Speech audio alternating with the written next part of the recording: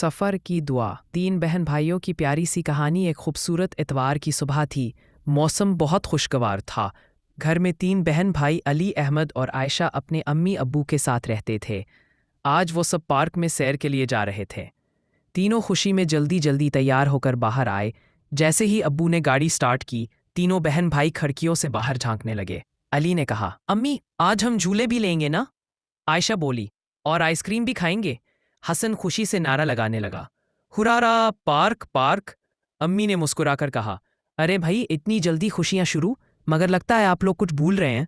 तीनों ने एक साथ पूछा, क्या अम्मी? अम्मी ने प्यार से जवाब दिया, सफ़र पर निकलते वक्त सफ़र की दुआ पढ़ते हैं ताकि अल्लाह पाक हमारा सफ़र आसान और महफूज करे। बहन भाइयों ने शर्मिंदगी से एक दूसरे की तरफ देखा। अली ने सर झुकाकर कहा, ओह हम तो जल्दी में भूल ही गए थे। अम्मी ने गाड़ी के अंदर नरमी से कहा, सफ़र की दुआ। सुब्हानल्लज़ी सख़्ख़रा लना हाज़ा वमा कुन्ना लहू मुक़रिनीन व इन्ना इला रब्बिना लमुनक़लिबून। अम्मी ने खुश होकर कहा, शाबाश मेरे बच्चों, अब अल्लाह हमारा सफ़र हिफाजत से करे। दुआ पढ़ने के बाद जब अब्बू ने दोबारा गाड़ी चलाई तो सबके दिल में एक सुकून सा था। अली ने कहा, अम्मी अब हम कभी सफ़र की दुआ नहीं भूलेंगे। आयशा बोली, अम्मी मैं तो याद कर लूँगी और रोज़ पढ़ूँगी।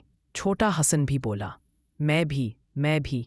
अम्मी प्यार से मुस्कराईं और बच्चों का हंसते मुस्कुराते पार्क की तरफ का सफ़र जारी।